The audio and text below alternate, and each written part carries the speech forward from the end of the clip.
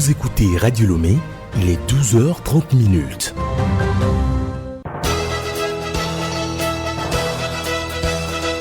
Le journal Hélène Assabi.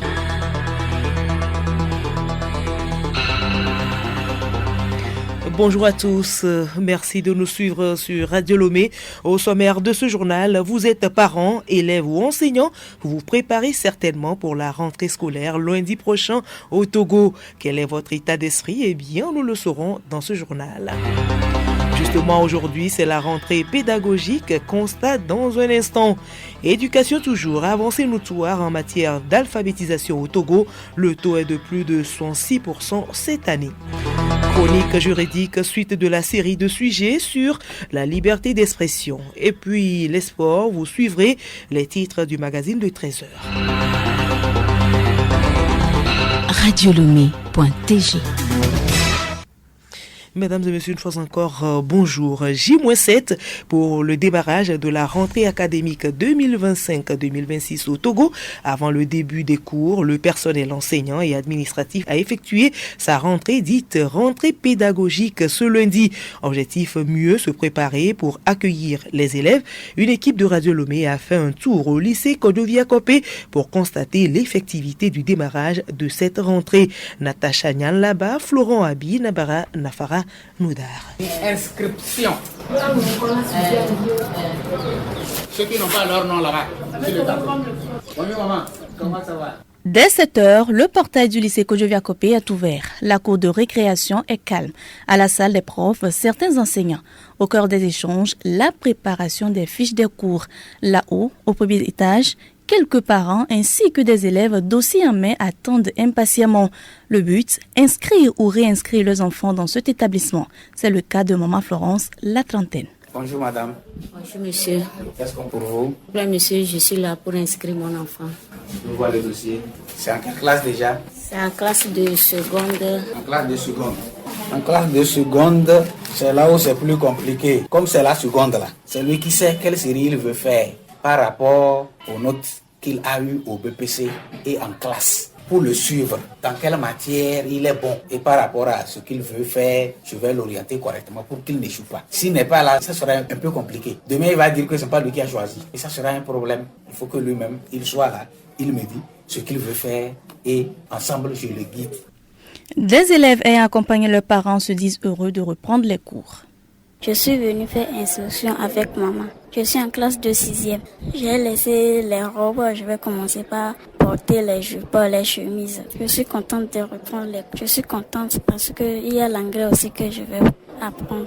Je suis content parce que je vais reprendre mes cours avec mes camarades. Je veux faire la série A4 parce que j'aime l'allemand et je veux poursuivre ma carrière dans la langue d'allemand. J'ai fait un peu de recherche sur l'allemand. La rentrée pédagogique est une occasion pour le personnel enseignant et administratif de préparer, organiser et planifier l'année scolaire. Certaines activités sont menées au cours de cette période. Alou Serou, proviseur du lycée de Kodovia Kopé. Il faut préparer les emplois du temps, les tableaux de service, apprêter les salles de classe, nettoyer l'établissement en intérieur et en extérieur. Et le jour de la rentrée, les cours démarrent immédiatement. Il y a ce que nous appelons les inscriptions. Quand nous commençons la semaine pédagogique, il y a les inscriptions, il y a des parents qui arrivent pour solliciter des places pour leurs enfants. Donc, dans la mesure du possible, nous les recevons, nous réglons leurs problèmes pour que le jour de la rentrée, qu'on soit aussi un peu dégagé pour pouvoir les asseoir et commencer les cours correctement dans de bonnes conditions. J'étais déjà harcelé bien avant aujourd'hui et j'étais obligé de donner le rendez-vous aux parents à partir du 2. Donc, je peux dire que moi, j'ai fait ma rentrée depuis le 2 septembre, bien sûr. Le conseil principal d'éducation au lycée Kodovia Kopé, Nayo Yaovi, ne tarit pas de donner d'utiles conseils aux élèves. À l'endroit des élèves, on leur demande d'aborder l'année en toute sérénité, puisque les examens se préparent dès le premier jour. Il n'y aura pas un autre temps pour rattraper. Le corps enseignant et le personnel administratif, nous sommes préparés moralement, psychologiquement et puis sur le plan matériel pour accepter nos enfants et les mettre dans de très bonnes conditions afin d'avoir le résultat attendu à la fin de l'année. La rentrée académique 2025-2026, c'est bien le 15 septembre prochain. Bien sûr, Nabara, et comme on peut le voir, parents et élèves se préparent activement. Sont-ils prêts? Quel est leur état d'esprit? C'est à découvrir avec Derena Ouagena. Nous sommes à Agouefiloupoui, à l'entrée d'une maison. Après avoir toqué et ouvert la porte, l'on se retrouve face à une famille préoccupée par les préparatifs de la rentrée scolaire. Bonne arrivée. Merci. Une belle cour remplie d'enfants nous plonge dans une quiétude totale. Les parents d'Aou, nouvelles collégiennes, font de leur mieux pour préparer la rentrée de leur fille. Je suis très heureux que mon enfant prie le CPD. On se prépare comme ça, Dieu merci. Et ça ne va pas. On n'a pas encore acheté quelque chose. La rentrée, c'est proche, mais rien. Si on peut nous prolonger encore la rentrée, ça serait un peu mieux. Dieu qui a fait que mon enfant a eu son CPD, c'est bon, mais la fourniture va encore augmenter. Si l'enfant va faire l'école privée, c'est au-delà de 50 000, 45 000, 60 000. Mais s'il va faire l'école primaire, comme public, c'est 15 000. Je prie Dieu que tu me donnes l'argent avant que je ne fasse le choix. Surtout, il faut qu'on paie les cahiers du Togo, c'est à 2 000 le paquet. Donc, pour les fournitures, je m'inquiète, ok, mais avec madame, on gère ça un peu. Il y a certaines choses qui sont au niveau des couturiers. Les cahiers aussi, on va payer un peu. Aoubou, de son côté, se dit impatiente de reprendre les cours dans sa nouvelle tenue au collège. J'ai eu mon CPD, je suis contente. Je suis impatiente parce que c'est la première fois que je vais aller au collège. Je me sens heureuse. Je suis au collège, je vais travailler pour aller au 5e, terminer mon classe vite. Même son de cloche dans la famille de Févor, tante de Aoubou, dont la fille, profitant encore de ses vacances au nord du pays, vient d'obtenir son CEPD. Je suis contente. Le souhait de chaque parent, c'est de voir son enfant évoluer dans la vie sur tous les plans. Je suis dans la joie. Vu la situation économique, on a déjà payé une partie de la tenue. Et on a amené ça chez couturier, on a pris la mesure. Et c'est la réussite, donc c'est ce qui me motive en fait à préparer mieux encore sa rentrée. J'espère vraiment que avant la rentrée, tout sera prêt. L'enfant va rentrer comme il le faut. Manassé, jeune garçon désireux d'aller à l'école, attend aussi sa première rentrée scolaire. Oui, je suis pressée d'aller à l'école. Je vais faire A, B, C, D. 0, 1, 2, 3, 4, 6, 7, 8, 9, 10. Papillon, voler. Si tu ne sais pas voler, les enfants vont t'attraper. La rentrée scolaire fait donc dans moins d'une semaine. Parents et élèves, l'heure n'est plus à la traîne. Et quel est l'état d'esprit des enseignants à quelques jours de la reprise?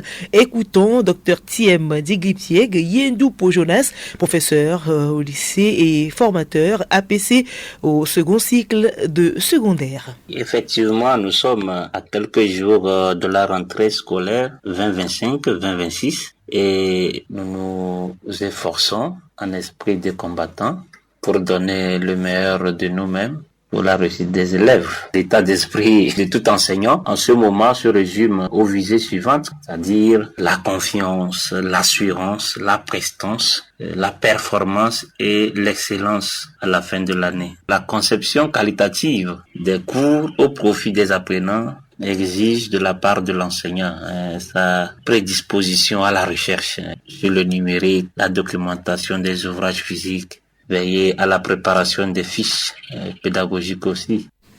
Éducation toujours, permettre aux individus d'acquérir les compétences fondamentales de lecture, d'écriture et de calcul. C'est l'objectif de l'alphabétisation dont la journée est observée ce 8 septembre. Le but est de souligner l'importance de l'alphabétisation comme un droit humain fondamental et un pilier pour le développement durable. Au Togo, la situation de l'alphabétisation est marquée par des efforts significatifs pour améliorer l'accès à l'éducation avec un taux estimé à son 6,54% cette année pour les plus de 15 ans. Bénédicte Kanda.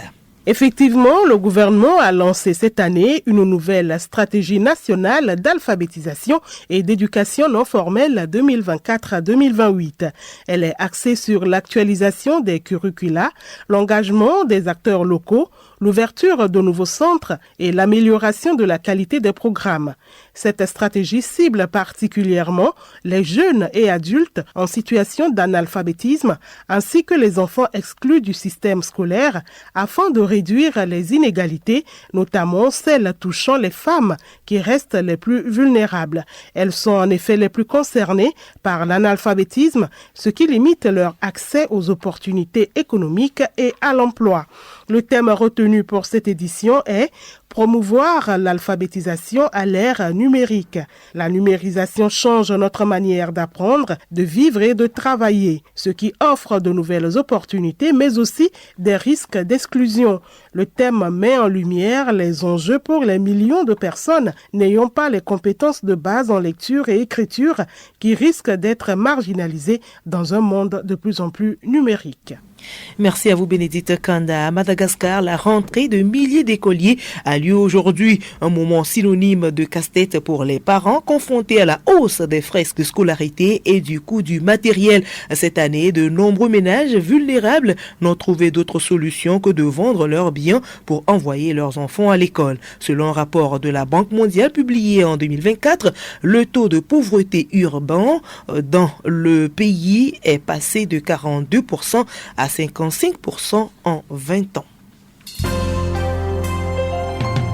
Le journal. À l'étranger, la capitale éthiopienne Addis Abeba accueille ce lundi le 2e sommet africain sur le climat. Un rendez-vous pour clarifier les priorités du continent avant les grands rendez-vous internationaux à venir, notamment l'Assemblée générale de l'ONU, le G20 et la COP en fin d'année. Hortense Joie.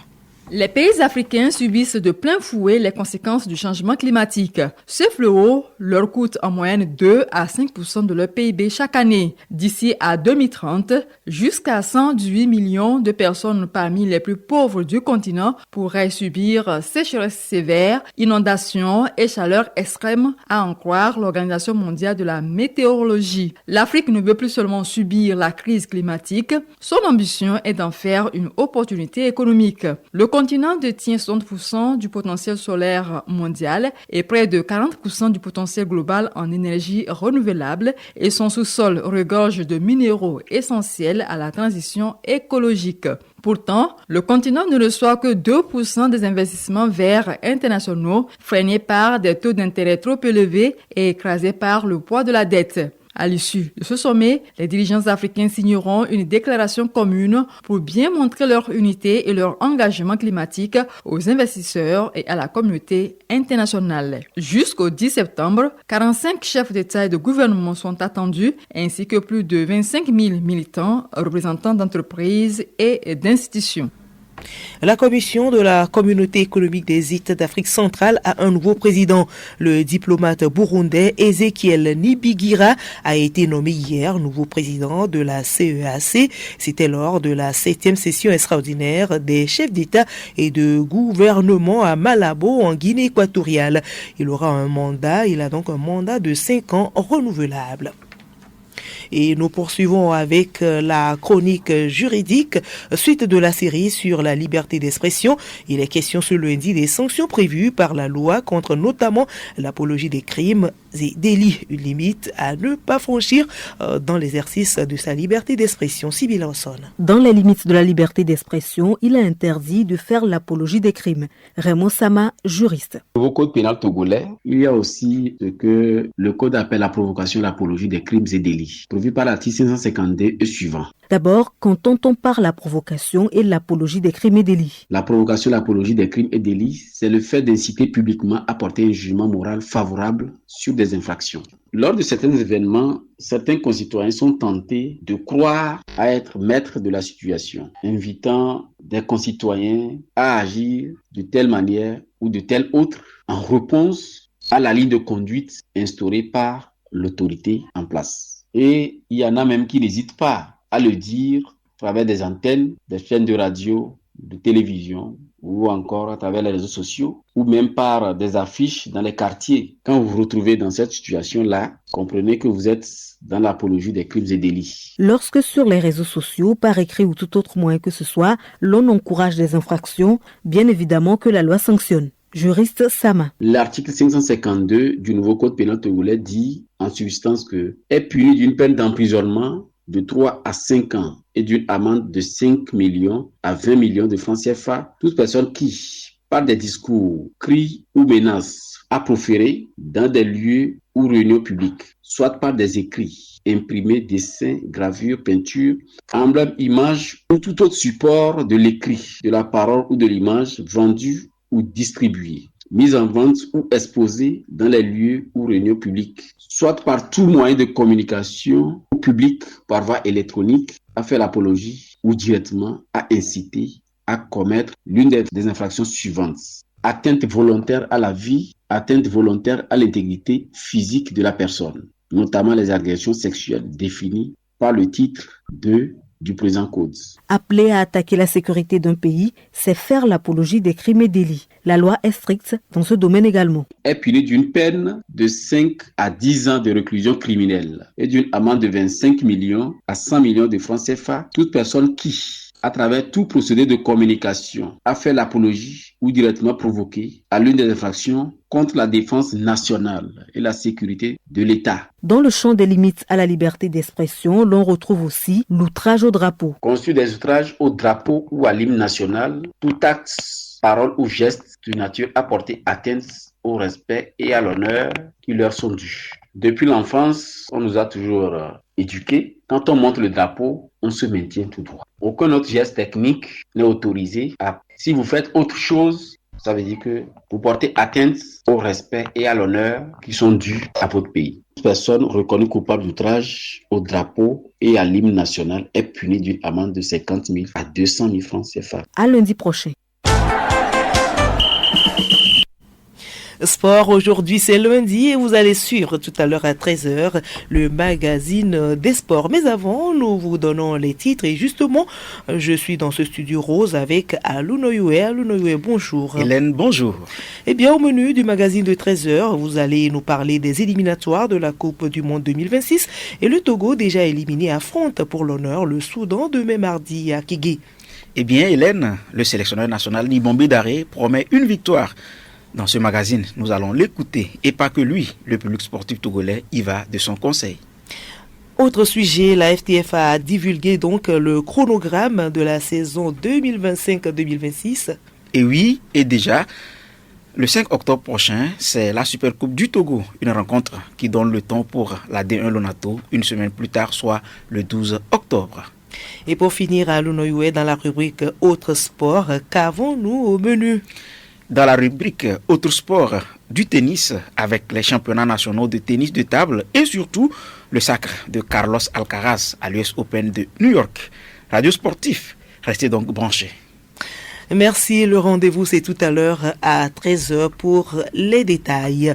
Et nous poursuivons avec les résultats du loto matinal de ce lundi 8 septembre 2025. Tirage numéro 372, 5 premiers numéros 31, 88, 39, 24, 04. 5 derniers numéros 44, 17, 57, 10, 76.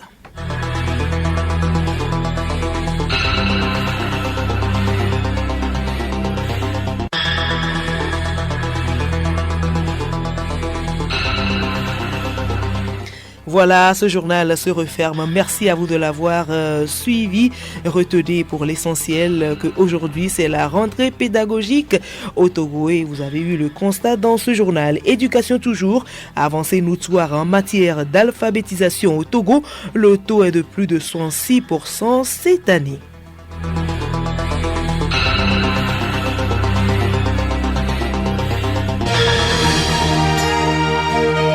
Radio Lomé, boîte postale 434, email radiolomé@radiolomé.tg. Radiolomé.tg